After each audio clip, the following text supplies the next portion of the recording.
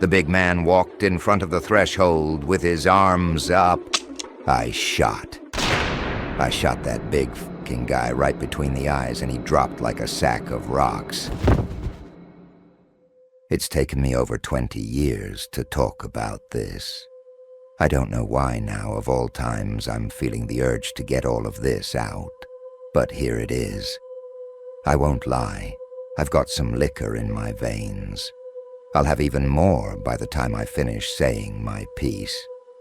I hope I stay coherent enough through all of this. But if not, well, I'm probably not going to look back at this again. In 1993, a child was discovered in the outskirts of Walder Forest, Montana. A game warden, Chris Studson, noticed him and contacted the Gorge Falls Police Department. In turn, they contacted me, Harold Dawson, Sheriff's Deputy of Clark County, Montana. They dispatched me to meet up with the warden and figure out who the kid was. I arrived on scene, mid-afternoon. The brisk autumn air swept a fierce chill through my bones, digging its way underneath my jacket. The scent of turpentine wafted its way through the maze of ponderosa pines that littered Walder Forest. I've heard some folks say that those trees smell like vanilla. I say they're insane. As the wind billowed past me that afternoon, I remembered thinking to myself, what a shitty day to get lost in the woods. I gave my patrol vehicle a once-over before stepping away from it down the dirt path. I had parked my squad right next to the warden's truck. I could barely tell if the beaten-down truck had always been brown, or if it was just showing its age with rust. I'd squinted my eyes down the trail that lay ahead of me. Off to the side of the path was an older man in a green and tan buttoned-up duty shirt. He was crouched down, right next to a child, no older than 10. The oversized warden's jacket draped over the boy like a blanket. "Hey," I called out to the pair as I walked up to them. "Everything all right?" The warden gingerly pointed down at the ground near the child's feet, telling the child to stay put. With a quick turn, he hustled over to me, a wooden box tucked under one of his arms. "I need to talk to you." The warden grumbled in a hushed tone, clearly trying to keep the child from overhearing. "Listen, that kid can't talk much, and I don't know where he came from, but he walked out of the tree line carrying this." The warden lifted up the old wooden lock box. A rotten smell hit my nostrils the instant it was raised. "What the hell's in it?" I said, instinctively covering my nose up with my hands. I was trying to use my thick black leather gloves to filter out the rancid smell. "Don't know. It's locked up, and the kid doesn't have a key." Studson took a deep breath and lowered his tone once again, almost ashamed to finish his thought. "Look, it's not just this box. The kid's not wearing anything but that jacket I gave him. There's some scars on his body. Scratch that. A lot of scars on his body. They look medical. I think we should get him checked into Crest Hill Pediatric." I turned my head past the warden's shoulder over to the boy. He stood right in place, stoically facing us. The child's pale skin looked like it hadn't been touched by the sun in years, if ever, though I could hardly see much of his skin. His black, long hair was draped over his slender face like a curtain. "Yeah," I let out an exhausted sigh. "I'll take him over to the clinic to get him checked out. Tell you what, we don't have that much help out here. Do me a favor and take that box to the station in the meantime. I'll crack it open once I've dropped him off."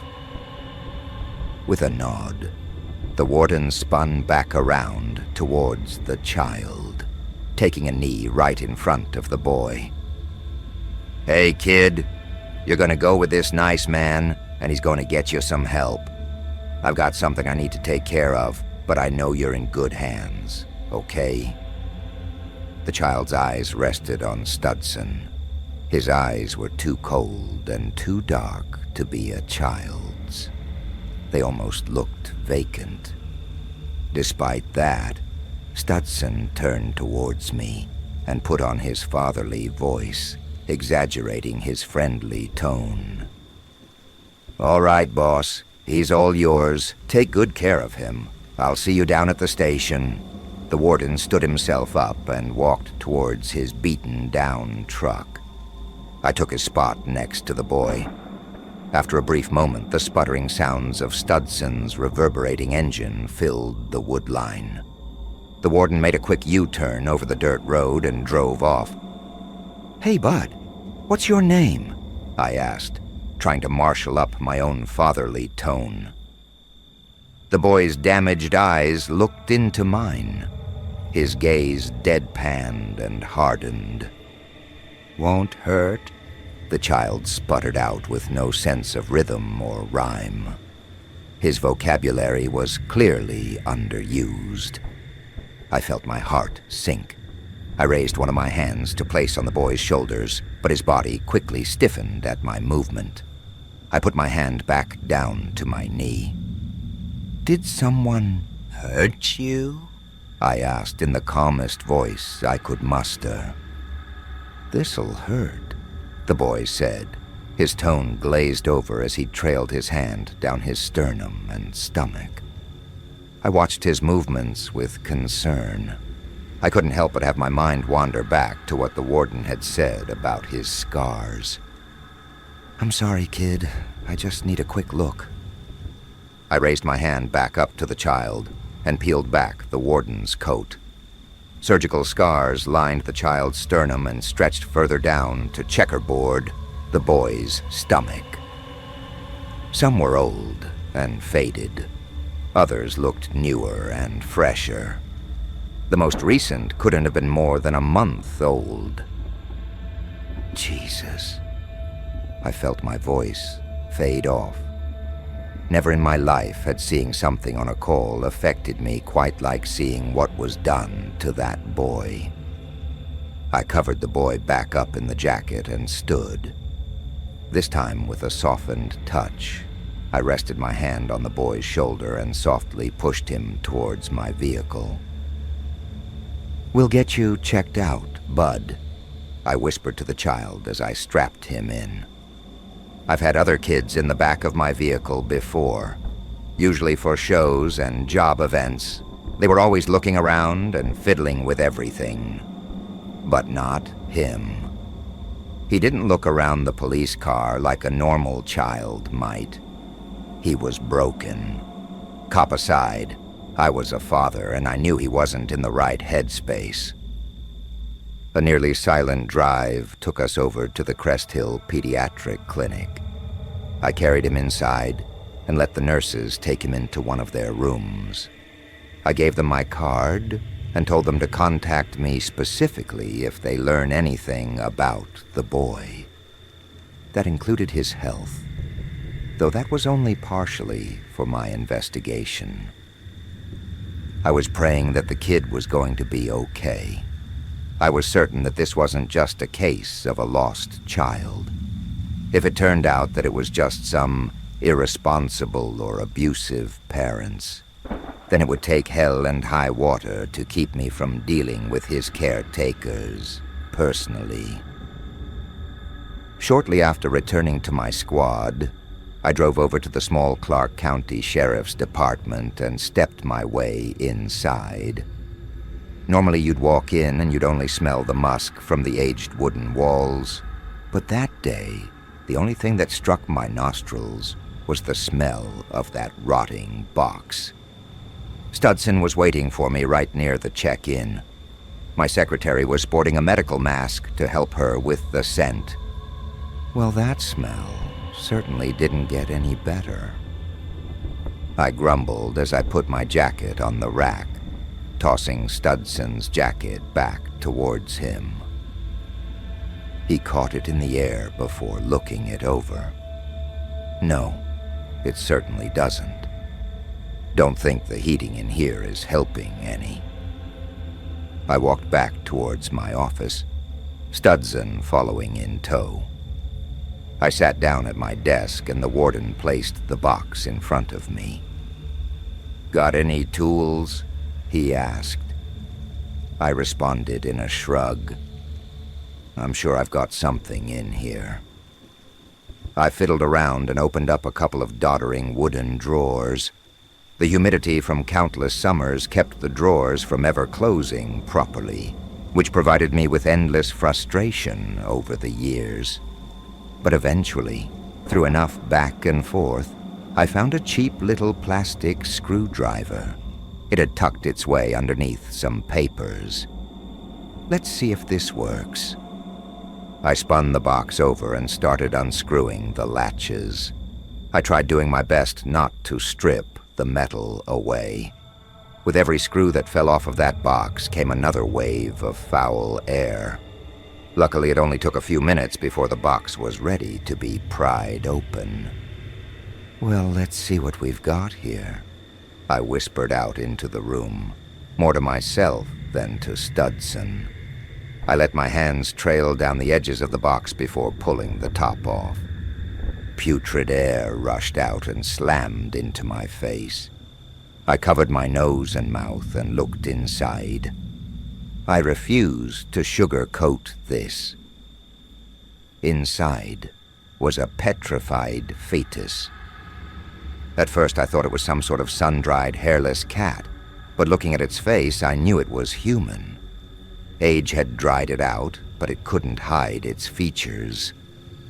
"Oh, fuck," Studson mumbled. I silently agreed.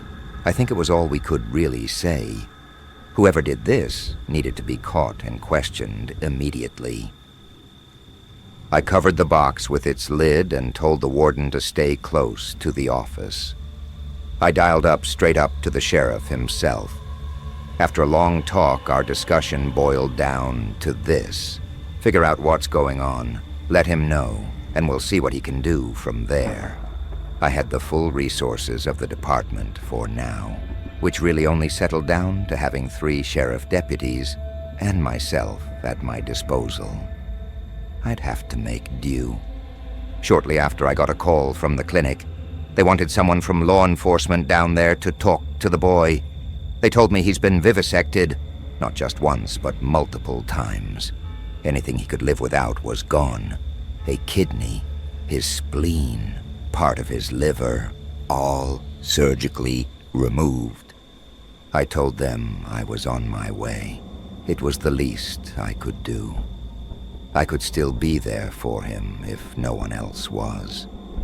I still remember taking that long drive to the clinic. It felt far too silent. About 15 minutes of driving, I couldn't help myself anymore. I called up my wife and had her put my son on the phone. I told him I loved him. I think he knew something was wrong. He didn't laugh or make a joke about it. He just told me he loved me too. The nurses at the clinic escorted me back when I arrived. I walked into the room to see the young boy laying on his small white bed. All sorts of tubes and wires were connected to him. He seemed so much frailer now. Those dark eyes no longer came across as vacant, but just dejected and cast down. "Hey, bud, I'm back for a while. As long as nothing crazy happens, I can stick by your side. How does that sound?" The boy's eyes were fixated on the white plaster ceiling. They were so crippled, but so deep. A suffering I couldn't imagine was forced onto this poor kid. "You want anything? I was told you can't get food until all your labs come back, but water, crayons, anything like that." His eyes flickered towards me when I mentioned the art supplies. "Do you want crayons?" I repeated with a little unexpected surprise. His head lifted off the bed and aimed towards me, his lower jaw trembling. He was clearly interested in the crayons, but he couldn't find the words to express himself. "Want?" the boy finally asked. I felt my heart crumble again. He didn't know the word was to want something. He didn't know what want meant. "Yeah, I'll get crayons for you, buddy." I mustered up the biggest smile I could and walked out the room. The nurses were more than happy to give me some paper and crayons. They were surprised that he even spoke to me. I walked back into the room and handed them to the boy. "Here you go. Feel free to draw whatever you want." The kid gripped the crayons in his hand like a spear and extended his arm towards the wall. Luckily, he couldn't reach. "Whoa, boy. The papers are meant for drawing, not the wall." I rallied up another smile and walked over to him. I placed his small hand in mine, slowly gliding his crayon towards the clean sheet of paper. He just looked at the paper, confused. I helped him press the tip of the crayon against the sheet and make a line. For just a split second, his eyes lit up with some sort of feeling, some sort of excitement. "See? There you go. Perfect, kid." I patted him on his shoulder and pulled up a chair next to his bedside. For the next few hours, the kid drew squiggles, little tornadoes and spirals of different colors. Eventually, his eyes glazed over and those spirals started taking shape. Empty rectangles, knives, yellow skies in stone-colored rooms. He was starting to draw where he was before I found him. "Hey, buddy, I know this is a hard question, but who hurt you?" His hands stopped scribbling on the page instead, trailing his fingers back to his scars. "This'll hurt," he said softly, tears forming on the edges of his eyes. I think he was starting to finally understand that he wasn't in that concrete hell anymore. He could finally relax. "Can you draw the hurting man?" I asked as I gently nudged his crayon with my finger. He looked down at it. He grabbed an empty sheet of paper and began drawing. The boy drew a woman with long, slicked-back black hair. There was no mouth, just a medical mask wrapped around her lower face. She had dark eyes and no discernible age. She could have been any long-haired woman on the streets. The boy cried, looking at the picture he drew. I snatched it out of his hands and wrapped the kid up in my arms, shushing him to calm his nerves. I heard him say a single word between his cries. "Mother?" He eventually fell asleep in my arms. I stayed up that whole night with the boy. My wife didn't question it when I told her I wasn't coming home. I thank God for her. She has always been a blessing. That following morning, I sat in the chair in the boy's room. I managed to get a few more clues out of him. Specifically that he came from somewhere in the woods and that he had walked the whole way down to the trail. That meant wherever he came from couldn't have been too far from that dirt path Studson found him on. I finally had something to go off of.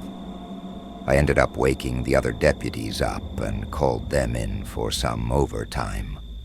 It's something I always hated doing, but that's what you sign up for when you're in a small department.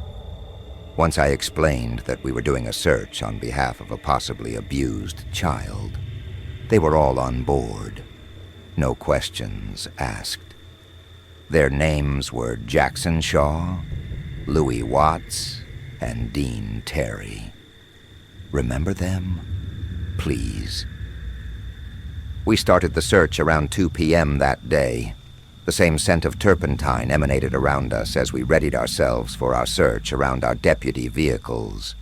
We were surrounded by towering ponderosas and wicked cold wind.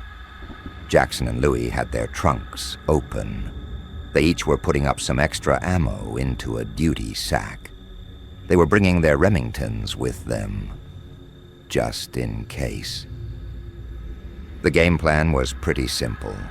Jackson and myself would take the northeast sector, and Dean and Louie would take the northwest sector. We'd be in constant radio communication with 5-minute status checks. If we spotted anything, we'd wait for everyone to regroup before proceeding. While we were formed up in our little makeshift guard mount, we heard some tires come barreling down the road. We immediately readied ourselves.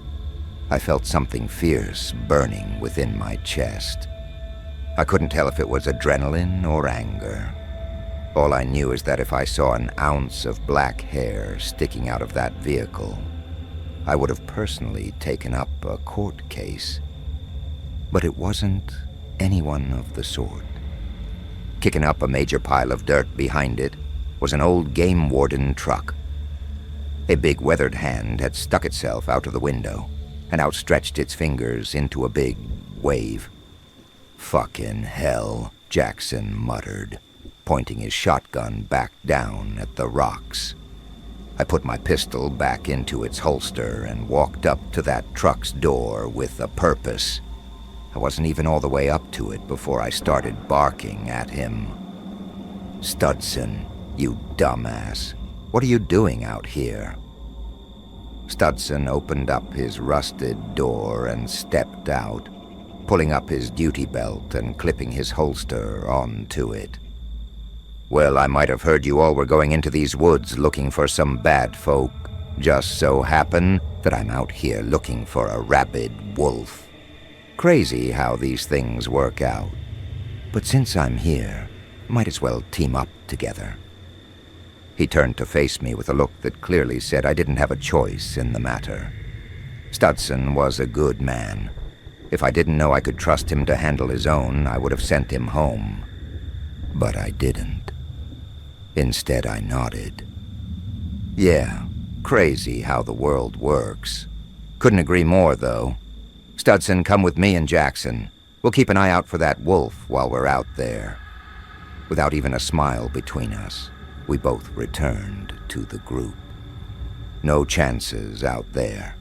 The sheriff said if we find anything, we report it back to him, and he'll bring out some extra reinforcements. We've got the kid in the hospital safe.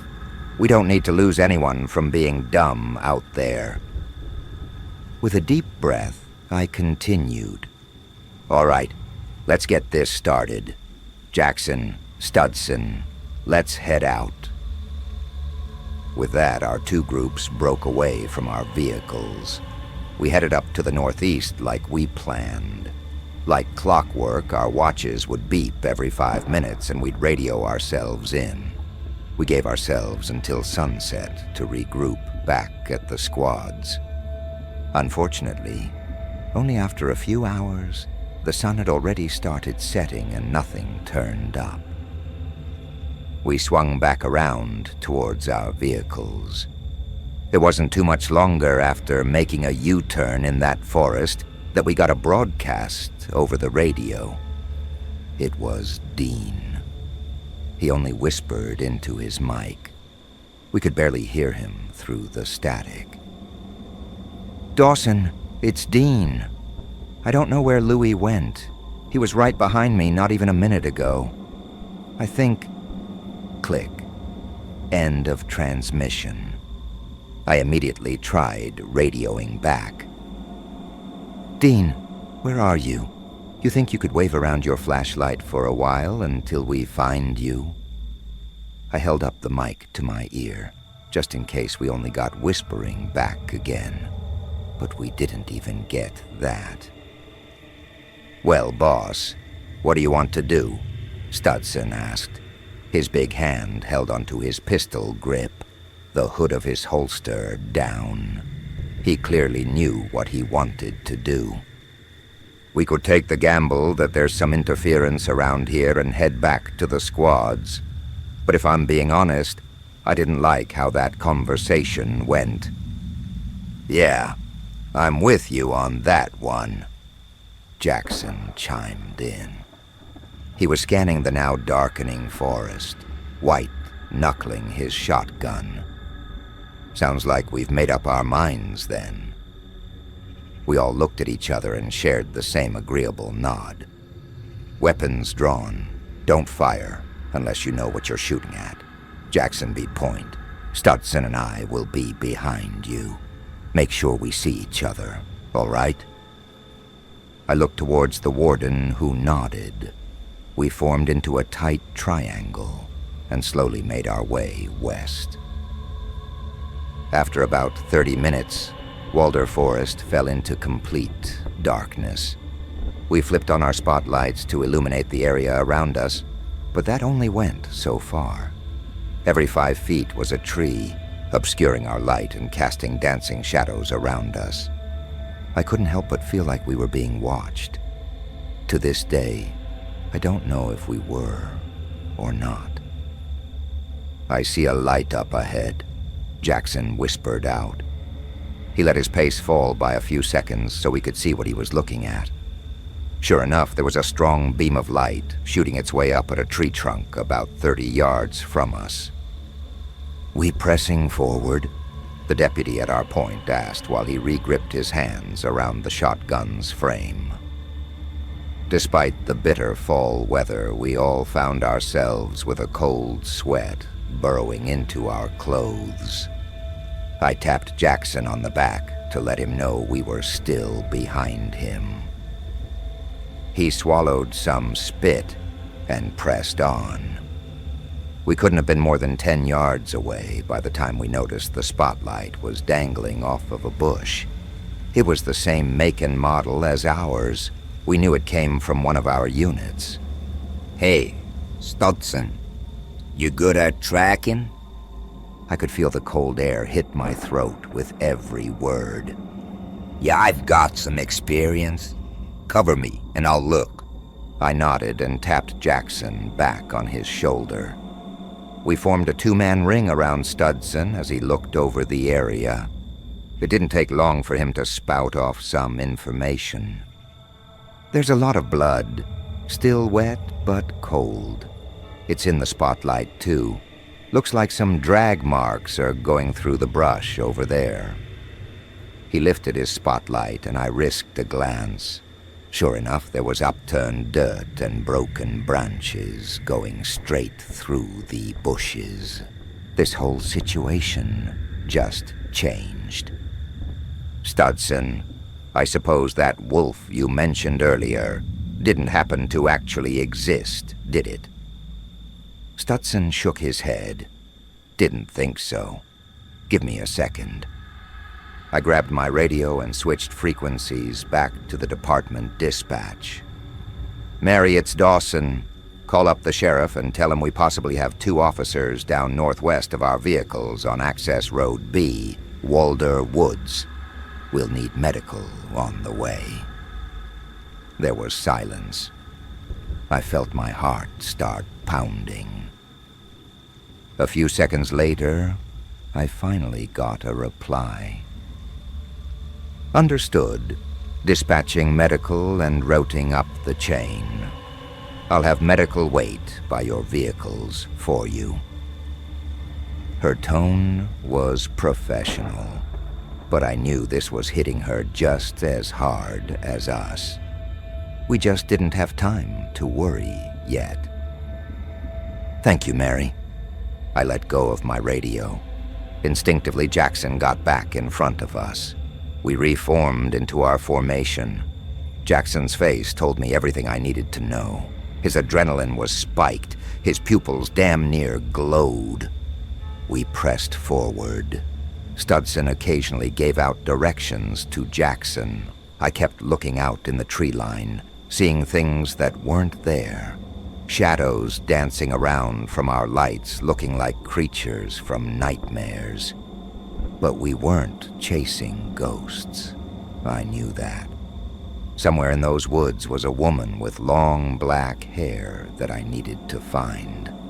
I had a hunch she'd be around my missing deputies. Jackson stopped quickly. I nearly bumped into his back. The sound of silence clogged our ears worse than any broken old motor could. With 2 of his fingers, he pointed straight ahead of us, flipping off his spotlight in the process. Stutson and I did the same. We expected to be caked in total darkness, but just in front of us was a small clearing. An old electric lantern buzzed out in front of an archaic, broken-down wooden cabin. A dull orange light illuminated a window, but we couldn't see much from where we were. "What's the plan?" Jackson whispered, taking a heavy knee down on the ground, his shotgun aimed directly at the front door. I was at an impasse. Lewis and Dean could be dying in there, and if we waited for backup, it could be too late. I'd have to make those calls to their wives and mothers and explain how we just waited for them to die. Or I could choose to press forward. That'd put us at risk for one, two, or even all of us dying. My choice was made for me when I heard Dean yelp out from inside. We were pressing forward. "Jackson, take us to that window. We need to see what's inside. Stutson, stick close. Look for anything out of the ordinary. Could be traps. Looks like an old hunting cabin." They both nodded, their gazes affixed to the home in the clearing. It didn't take long for Stutson to grab onto Jackson and yank him back. We were walking in darkness, no flashlights, but somehow Stutson still noticed the wire sticking out of the ground. We followed the thin metal line with our eyes and saw it connected to razor wire, a man-sized snare. Jackson just shook his head and gritted his teeth. I could feel the tension spike. Stutson tapped Jackson's elbow and nodded off towards another path. We followed. It took us straight up to the window. Kneeling down next to it, we listened. We could hear muffled voices coming from inside. One clearly feminine, high-pitched and off-putting. The other a man's, beat down and slow. The woman spoke first. "You're a grown man. Learn to have some impulse control. Now sit in the chair before you ruin another one." We heard a hefty stomp on the wooden floorboards inside the cabin. "Don't give me that attitude. You know you need help with your moods." A deep grunt exhaled from the other side of the window. Loud creaking footsteps walked straight up to the far side of the cabin. I fiddled in my uniform looking for something I could use to see inside. My hands met with my badge. Fuck it, I thought. Worth a try. I unpinned the polished silver badge from my chest and lifted it up to the window. A small reflection showed me something I wasn't expecting. A burly man clad in dirty denim overalls had strapped himself into a thick wooden chair. His face was badly burnt on either side of his temples, and jutting out of them was what looked like little metal screws. He rocked back and forth in his chair with more and more aggression as a slender silhouette walked beside him. He flexed his neck muscles and craned his charred head away from the figure. The shadowy outline of the woman finally stepped into view. A woman with long black hair wearing a dull blue surgical mask. Her outfit consisting of a ripped and frayed nurse's uniform. A mockery of the nurses I left back at the clinic. She reached over to a desk near the man and pulled out two long black and red cords. They were affixed to a small black box on the desk. She softly hushed to the man who slowly stopped rocking in the chair. Once he was calm, the woman leaned over the hulking mass of meat.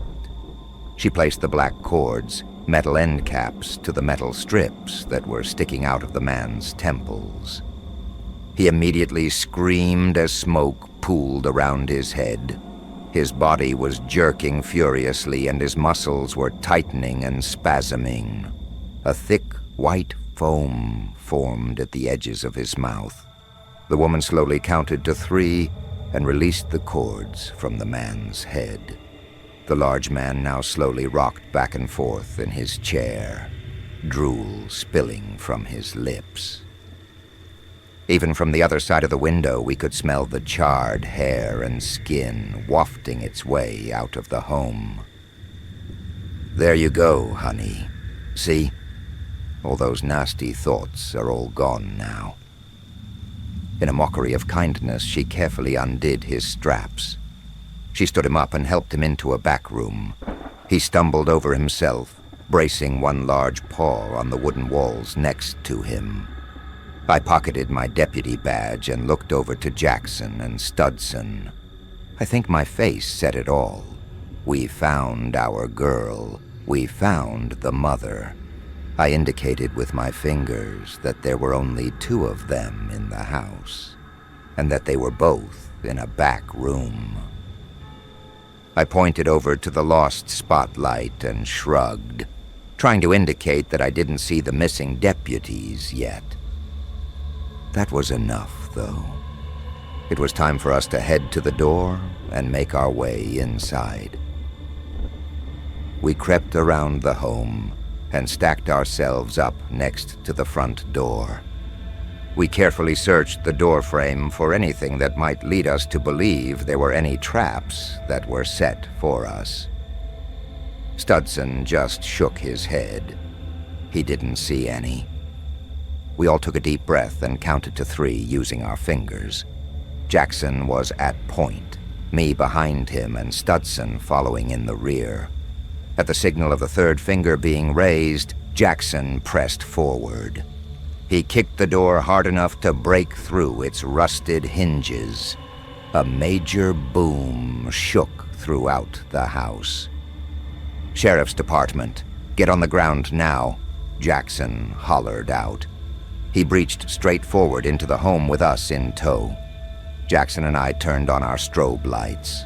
We were hoping to disorientate the twisted family inside. Nearly immediately after we crashed through the front door, we heard a broken window come from the back room.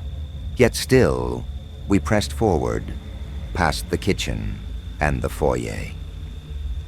Jackson kicked over a large table that lay in our way. Old magazines, coffee grounds, and plates lurched forward and littered the floor. The smell of burning flesh and iron hit our nostrils hard. We made our way towards the back room that the couple had fled into just moments before. But just as we crossed the threshold, we were stopped in our place by the black-haired woman. "Officers, please, stop. Don't hurt us," she cried out to us with her arms outstretched. Tears were streaming down her face. "Please, we didn't do anything wrong." Her chest heaved as she took in long sobs, her small body lurching up and down from her deep breaths. I gave her no more than a second thought. I kicked Studson's shoe to signal that I needed some help. Jackson held back to provide oversight for our arrest. Studson and I quickly rushed the woman, and the second we touched her, she yelped out, "You're hurting me. Why are you doing this?" I kicked her feet out from under her. She slammed on the ground, her breath taken away immediately. For a second, there was silence, until we heard Jackson's Remington drop. We looked up to see Jackson standing completely still, arms draped down at his side, the only movements being a few twitches from his feet. His eyes started turning red and bloodshot as he looked down at us, blood pooling around them. The burned man had jabbed a hunting knife straight through the back of Jackson's skull. I dropped my handcuffs and reached for my pistol. I aimed it up towards the man, but that freak used Jackson as a shield. He kicked the shotgun behind the corner of the room and out of our sight. I screamed at him to drop his weapon, just so I could take my shot. Instead, the big man darted right around the corner, chasing the shotgun. He had let Jackson's body drop straight to the ground. Studson immediately jumped up and took off after the man. I yelled out for him to stop, but Studson was seeing red. The second he crossed the threshold of the door, I heard a shotgun blast go off. Studson's arm was torn right off. Blood flooded down his warden's coat before he staggered back to the ground. He let out a groan and went silent. The woman under me started laughing. Her face was twisted up off the ground to look at the scene that lay in front of her. She spit. I planted the butt of my pistol right into her temple. She stopped moving. I kept my sights towards that doorway, my trigger already half depressed. "I got your girl right here, you asshole. You want her dead? I'll fucking kill her." I spat out my words. I wanted this over with now. I wanted every spare second I could gather for a chance to save my deputies. "You? No hurt her," the simple-minded man said, his words oozing out of his mouth like thick tar. "If you don't want me to hurt her, then drop the fucking shotgun and lay down right in front of me." Yeah. No hurt her." With that, I heard a clacking of metal on ground.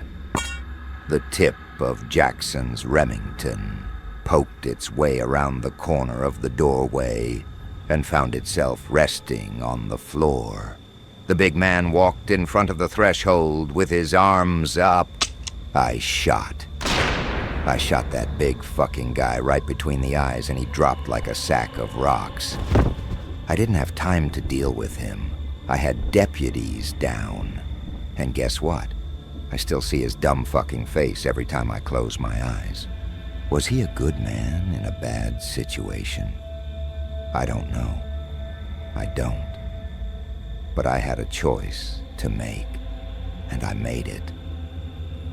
I quickly holstered my pistol and grabbed my handcuffs back from the floor. I placed one loop around the woman's thin wrist and the other around her ankle. I moved myself over towards Jackson and took his handcuffs off from his belt. I then did the same to the other half of the woman's body.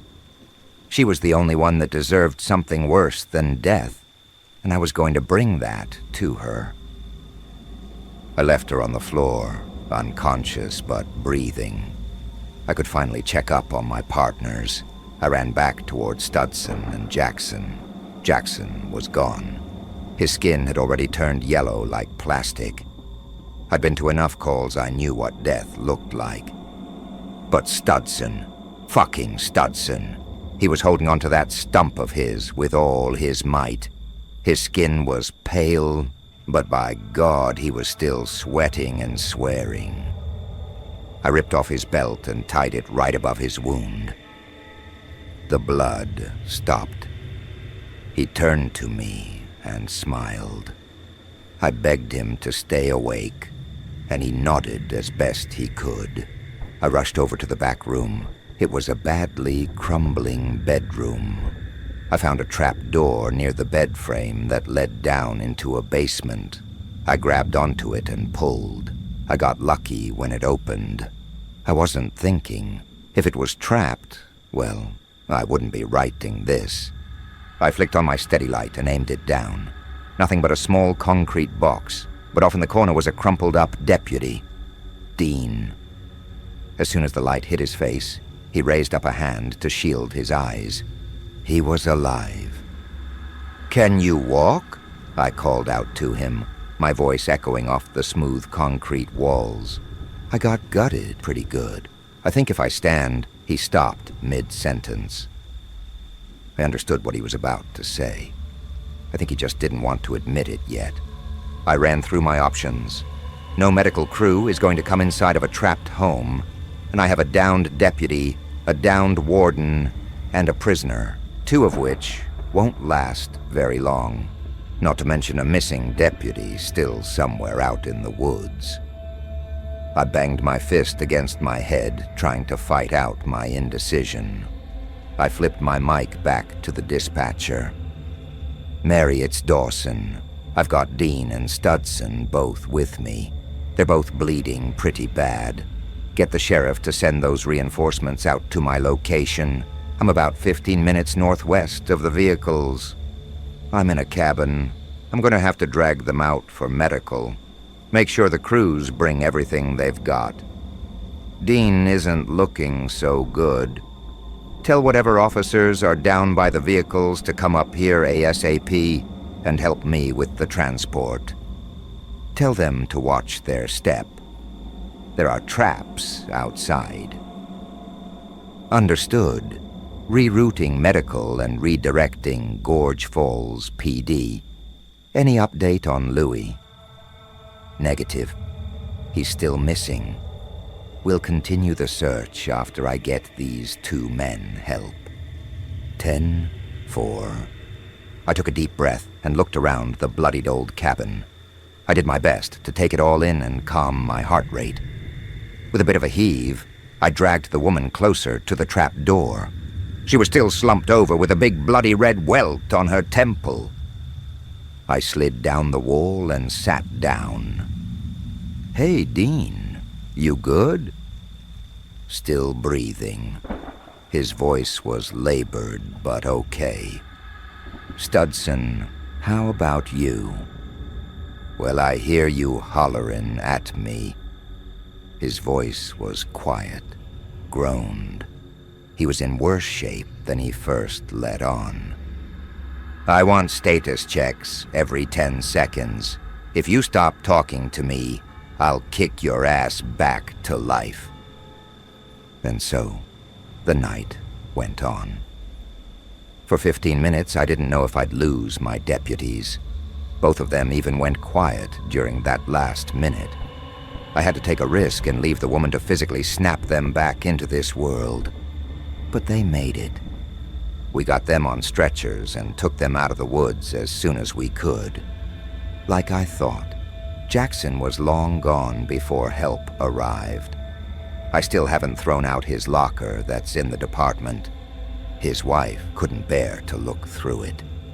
Maybe his son will want to crack it open one day. In the meantime, I'll keep the locker just the way it is. Lewis's body was found about an hour later after reinforcements arrived. Blunt force damage to his head. That's what took him out. That's what keeps me from losing my mind about shooting that big man. He took 2 of ours, and I only took 1 of his. As for the boy back at the clinic, well, he started getting better. It was touch and go for a while. But local word got out, and he found some donors willing to help him get back to stable health. Missing 1 or 2 organs? No big deal. But when you're stripped down to factory settings, things get more complicated.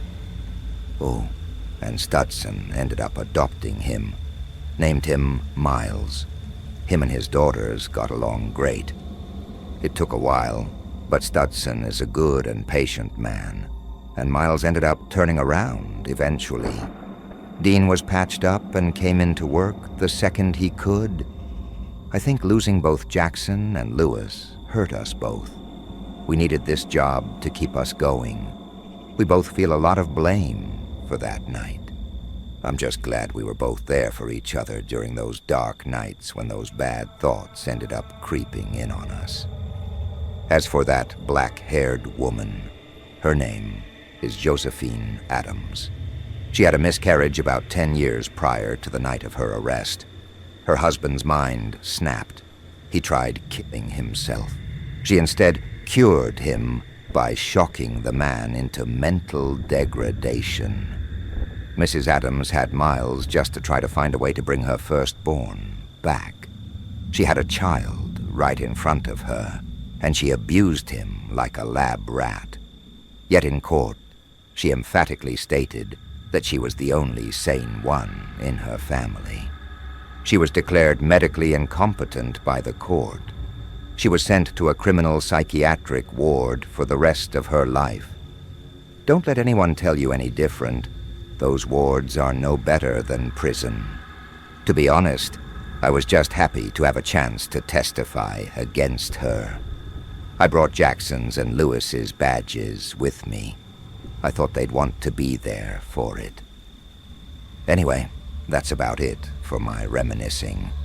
Miles and my son Tucker are both graduating college at the end of the year. I'm proud of them both. Dean, Studson, and I are having a little celebration party later this month. I guess life moves on. I really hope that one day I can, too.